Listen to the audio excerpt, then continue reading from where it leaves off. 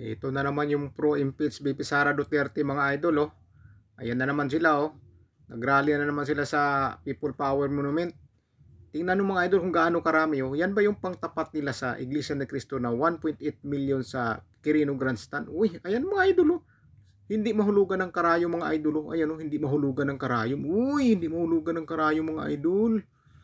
Ito ba yung sinasabi ni Laila de Lima na 41% ang pabor na ma-impeach si VP Sara Duterte? Ayan mga idol, hindi mahulugan ng karayom mo. Ilang milyon kayo ito mga idol? Siguro sa 41% na 100 million mahigit na tao sa bansa.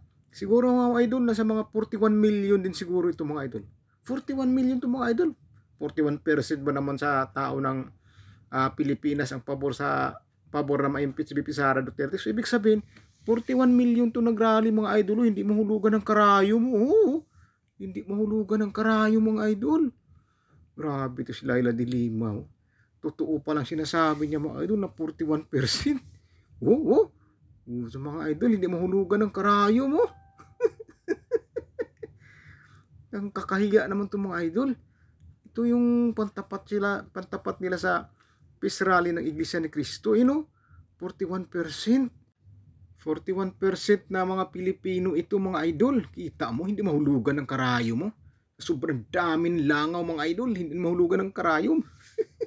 Nilalangaw na naman mga idol, yung pangalawang rally nila. Nilalangaw na naman mga idol.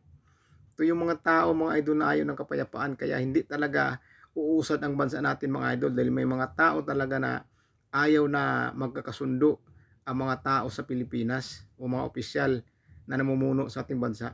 Ayaw nila mga idol, kaya paano uusad ang bansa natin mga idol? Itong ginagawa nila mga idol, lalo lang po binabaon sa hirap ang Pilipinas mga idol, dahil hindi po magkakasundo ang mga opisyalis sa ating bansa. Tayo mga mahirap mga idol ang tatamaan nito sa mga ginagawa nila mga idol. Nandadamay ito mga idol, lalo tayong hihirap ito mga idol. Paano makapagtrabaho ang mga opisyal natin sa gobyerno kung ganyan ang ginagawa nila mga idol? Yung lagi nilang mag-iimbestiga, mag-iimbestiga. Paano uusad ang bansa natin yan mga idol? Paano uusad? Kita mo mga idol, kita mo itong mga to. Kita mo mga yan. Hindi mahulugan ng karayom mo. Ayaw nila ng kapayapaan mga idol. Tatapatan nila yung peace rally ng Iglesia ni Cristo na 1.8 million. Doon pa lang yun sa Quirino Grandstand. Bukod po sa buong Pilipinas yun. Siguro sa lahat na mga abot siguro ng mga 4 million. Ito mga idol, 41% daw mga idol, sabi ni Dilima.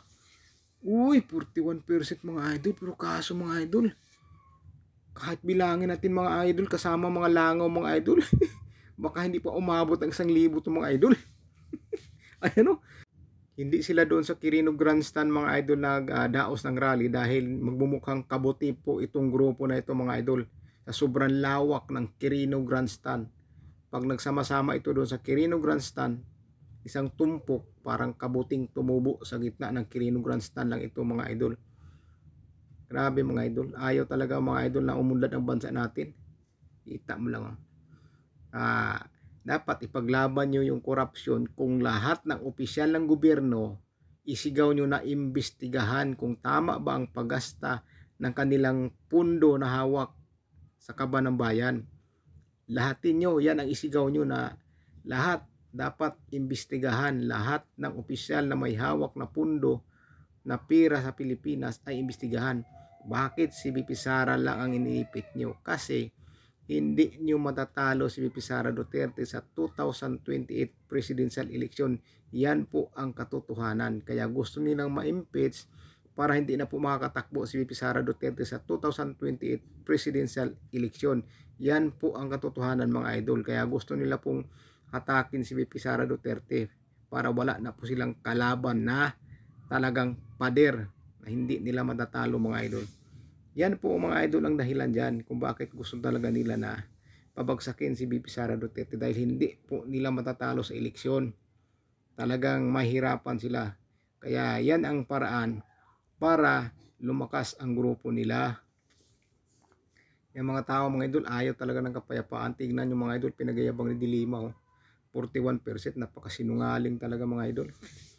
Napakasinungaling. Kita mo lang, may ahiya naman kayo doon sa Iglesia ni Cristo na nagrally na napakarami. Yun po ang tinatapatan nila mga idol, Iglesia ni Cristo, yung peace rally. Yan ang pangtapat nila. Nilalangaw lang naman. Ito parang si Gadon yung nasa gitna, yung nakaputi eh. Si Ub-Ub eh. Kita mo ng mga idol, mga ayaw ng kapayapaan mga idol. Oh. Grabe mga idol. Damay tayo ito mga idol, lalo maghihirap ang bansa mga idol pag laging may gulo mga idol. Kaya tama yung ginawa ng Iglesia ni Cristo para pag wala na yung gulo at may kapayapaan na makapagtrabaho na ng maayos ang ating mga opisyal sa gobyerno para sa bansa natin, para uusad na po yung bansa natin sa kahirapan. Pero ito mga idol, ito yung mga hadlang mga idol sa pag-unlad ng ating bansa. Ayaw kasi nila ng kapayapaan. Paano muunlad ng bansa natin kung walang kapayapaan? Maraming mga hadlang mga idol. Itong mga to mga idol. Oh. Itong mga to ang pandamay, lalong hirap ang bansa natin. Biruin mo, gusto na magtrabaho ang mga opisyal, pagkaisahin ng Iglesia ni Cristo para magpagtrabaho para sa bansa, may napakaraming problema, napakataas ang bilihin. Sila ang ayaw mga idol. Sila yung hadlang mga idol sa pag-unlad ng ating bansa. Ayaw nila pagtrabahuin ng mga opisyal. Gusto nila ang mga opisyal mag-imbestiga na lang sa mga Duterte at nakatutok na lang sa mga Duterte. Pero hindi yan sila magtatagumpay mga idol dahil ang Panginoon mga idol doon talaga papanig sa katotohanan. Kaya wala yung kwenta yung mga ginagawa nila mga idol. Yan ba yung 41 million? Ngayon may maniniwala pa ba kaya sa sinasabi ni Dilima na 41% ang pabor na ma-impeach si VP Sara Duterte? Yung survey na 41%, wala nang maniniwala din mga idol dahil kitang kita na po dito mga idol na nilalangaw lang po yung pangalawang rally nila, People Power Monument, nung una dun sa EDSA Shrine. Ngayon dito na naman sila nilalangaw mga idol. Kita mo si Gadon, no?